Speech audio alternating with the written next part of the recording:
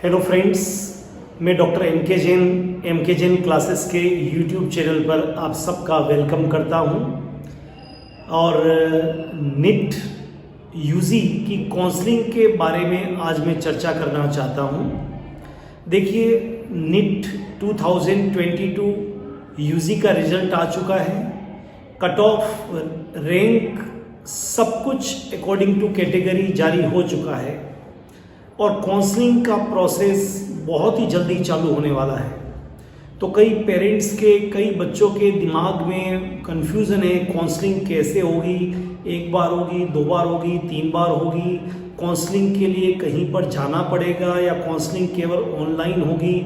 बहुत सारा कन्फ्यूज़न है और सबसे ज़्यादा तो कन्फ्यूज़न इस बात को लेकर है कि मेरे इतने मार्क्स आए हैं, अब मैं काउंसलिंग में अपीयर हूँ या नहीं हूँ। तो दोस्तों, इन सब बातों को ध्यान में रखते हुए हमने एम के जैन क्लासेस ने एवरी ईयर, हर साल की तरह इस बार भी काउंसलिंग सेशन के हमने वीडियो बनाए हैं। ये मैं आपको इनिशियल वीडियो डाल रहा हूँ, फिर जल्दी मैं आपको दूसरा वीडियो, जितनी भी डेट्स फाइनल गवर्नमेंट कर लेगी काउंसलिंग की मॉपअप राउंड तक, मैं आपको बताने वाला हूँ। तो सबसे पहले तो मेरा यही कहना है कि काउंसलिंग जल्दी से चालू होने वाली है, तो काउंसलिंग में पार्टिसिपेट करना चाहिए। अब किनको करना चाहिए, किनको नहीं करना चाहिए, ये मैं आगे आपसे चर्चा आगे जाके करने वाला हूँ मैं आपसे। पर एक बात ध्यान रखिए, जो मैं हमेशा बोलता हूँ कि आपको निराश होने की ज़रूरत नहीं है। नीट यूजी में अगर आप कट ऑफ से ऊपर हैं या फिर आप ऐसे कट ऑफ से ऊपर है जो आप जानते हैं कि आपको 100% गवर्नमेंट कॉलेज मिलने वाला है, आप सबको बहुत बहुत शुभकामनाएं। और अगर डॉक्टर बनने का सपना आपने पाला है तो याद रखिए दोस्तों, इस सपने को पूरा करके ही दम लीजिएगा। सपने बीच में नहीं छोड़े जाते, ये बात ध्यान रखिए।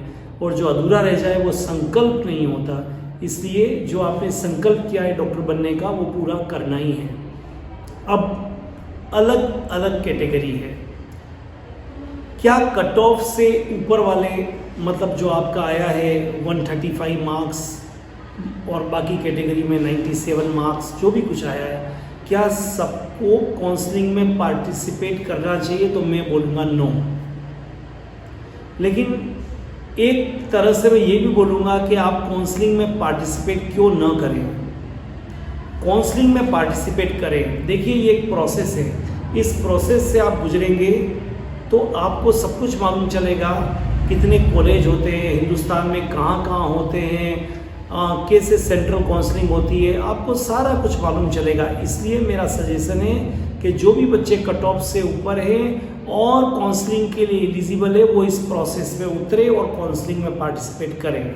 इसका मतलब मेरा ये नहीं कहना है कि 100% आपको कॉलेज मिलने वाला है, लेकिन फिर भी जनरल कैटेगरी के जो बच्चे हैं और जो MBBS करना चाहते हैं, गवर्नमेंट या प्राइवेट किसी भी कॉलेज में जाना चाहते हैं, तो 450 से ऊपर मार्क्स वाले सभी बच्चों को मैं कहूँगा कि उनको तो 100% काउंसलिंग में पार्टिसिपेट करना चाहिए। मैं फिर बोलता हूँ, जनरल कैंडिडेट हैं, OBC कैंडिडेट हैं और 450 से ऊपर मार्क्स है, तो उनको काउंसलिंग में अपीयर होना चाहिए और काउंसलिंग के सारे प्रोसेस से मॉपअप राउंड तक गुजरना चाहिए। कई बार क्या होता है, आप 450 नंबर आए, आपको लोग ऐसे ही बोल देते हैं अचानक, नहीं आप काउंसलिंग में पार्टिसिपेट क्या करके क्या करोगे, कोचिंग स्टार्ट करो। नहीं, मैं फिर कह रहा हूँ, अगर आपके 450 मार्क्स से ऊपर हैं तो आप काउंसलिंग के सारे प्रोसेस में आप अपीयर होइए मॉपअप राउंड तक, लास्ट राउंड तक।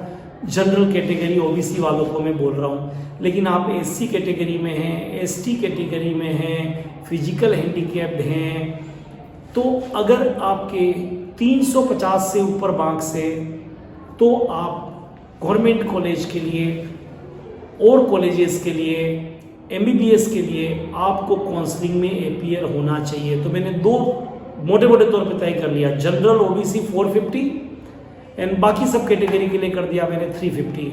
आप काउंसलिंग में 100% अपीयर होइए, मॉपअप राउंड तक जाइए, देखिए चमत्कार, कुछ न कुछ आपके साथ में होगा। अगर आप MBBS UG के लिए गवर्नमेंट या प्राइवेट मेडिकल कॉलेज में जाना चाहते हैं या सेल्फ फाइनेंस सीट्स पर जाना चाहते हैं, तो एक बात मैंने तय कर दी है कि इन बच्चों को तो काउंसलिंग में 100% अपीयर होना ही चाहिए। अब काउंसलिंग का शेड्यूल जारी होने वाला है, एक एक डेट आ जाएगी, मैं आपको सब कुछ मैं आपके साथ रहने वाला हूँ, बताने वाला हूँ। आपको कोई डाउट हो तो आप जो है कमेंट बॉक्स में लिख सकते हैं, उसका भी मैं आपको आंसर दूंगा। अब सबसे इम्पॉर्टेंट जो बात है वो ये है कि काउंसलिंग दो तरह से होगी। सबसे पहले काउंसलिंग होगी सेंट्रल काउंसलिंग, जो 15% के लिए होगी पूरे ऑल ओवर इंडिया की, 15% के लिए, और 85% की काउंसलिंग स्टेट के लिए होगी। काउंसलिंग कैसे होगी, कैसे फीस जमा होगी, कितनी होगी, ये सब आपको बताने वाले हैं हम आगे अपने वीडियो में। लेकिन सबसे इम्पॉर्टेंट बात आपको जान लेनी चाहिए कि काउंसलिंग 2 पार्ट में होगी, लेकिन रजिस्ट्रेशन एक ही बार होगा। वो कैसे होगा मैं आपको बताने वाला हूँ, लेकिन रजिस्ट्रेशन एक ही बार होगा और उसके लिए आप एलिजिबल हो जाएंगे। एक सेंट्रल काउंसलिंग होगी, एक स्टेट काउंसलिंग होगी। सेंट्रल काउंसलिंग 15% सीटों के लिए होगी।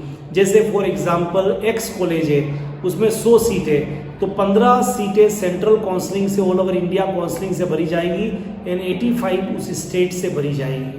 ठीक है, तो ये 2 चीज़ आपको क्लियर होनी चाहिए। और तीसरी इंपॉर्टेंट बात आपके डॉक्यूमेंट्स, ये आप बहुत बड़ी गलती करते हैं। ये डॉक्यूमेंट आप तैयार कर लीजिए, फिर मैं आपसे नेक्स्ट वीडियो में मिलूंगा। डॉक्यूमेंट में मूल निवास बोनाफाइड सर्टिफिकेट आपके पास होना चाहिए। नंबर 2 जाति प्रमाण पत्र कास्ट सर्टिफिकेट। नंबर 3 EWS, अगर आप इकोनॉमिक वीक सेक्शन से आ रहे हैं तो EWS सर्टिफिकेट आपके पास होना चाहिए। नंबर 4 आय प्रमाण पत्र income certificate. Number 5 marksheets 10th से लगाकर और 12th तक की सारी मार्कशीट, बर्थ सर्टिफिकेट ओरिजिनल और 4 फोटोकॉपी, ओरिजिनल और 4 फोटोकॉपी। 10th की मार्कशीट, 11th की मार्कशीट, 12th की marksheet, original marksheet, certificate, clear, ये सब, और बर्थ सर्टिफिकेट, ये सब आपके पास में होना चाहिए। क्लियर, और इन सब की 4 फोटोकॉपी होनी चाहिए। तो एक बार में फिर वापस आपको और आपने जो नीट का एग्जाम दिया था उसका एडमिट कार्ड जो आपको मिला था और उसका वो रजिस्ट्रेशन नंबर पेपर जो आपने जब आपने पेपर सबमिट किया था, तो जब आपने फॉर्म सबमिट किया था तो आपके पास में रजिस्ट्रेशन का नंबर आया था। तो एक बार फिर पूरा रिवाइज कर दें। मूल निवास प्रमाण पत्र बोनाफाइड, कास्ट सर्टिफिकेट, जाति प्रमाण पत्र, आय प्रमाण पत्र, इनकम टैक्स सर्टिफिकेट। फिर आपको यहाँ पर आपका जन आधार कार्ड आपका पूरा प्रॉपर होना चाहिए। जो 10th की मार्कशीट में वही आधार कार्ड में होना चाहिए। अगर वो नहीं है तो अभी आप ई मित्र पे जाके चेंज करवा लीजिए। तो आधार कार्ड, जन आधार कार्ड होना बहुत ज़रूरी है, कीप इन माइंड। क्लियर, आपने जहाँ से स्कूलिंग की है 10th से लगा के 12th तक के सारे सर्टिफिकेट ओरिजिनल और 4 उसकी फोटोकॉपी, एंड आपके रिसेंट पासपोर्ट साइज लगभग 12 फोटो, ये सब चीज़ आपके पास होनी चाहिए। इस वीडियो को 2 बार देख के इन सब चीज़ों को आप क्लियर कर लीजिए। ये चीज़ आप पहले से इकट्ठा कर लीजिए, अपने पास में व्यवस्थित कर लीजिए, फाइल बना लीजिए। क्लियर, तो दोस्तों ये मैंने आपको 3 चीज़ें आज बताई है कि किन को काउंसलिंग में जाना है, काउंसलिंग 2 पार्ट में कैसे होगी और क्या डॉक्यूमेंट चाहिए। नाउ अब आप अपने आप को तैयार कर लीजिए। नेक्स्ट वीडियो में आपसे मैं फिर मिलने वाला हूं दोस्तों कि अब काउंसलिंग का डेट्स क्या होगी और कैसे काउंसलिंग में और रजिस्ट्रेशन को कैसे अपीयर होना है आपको। All the best, have a great time. अच्छा MBBS कॉलेज आपको मिले इसके लिए बहुत बहुत आपको शुभकामनाएं।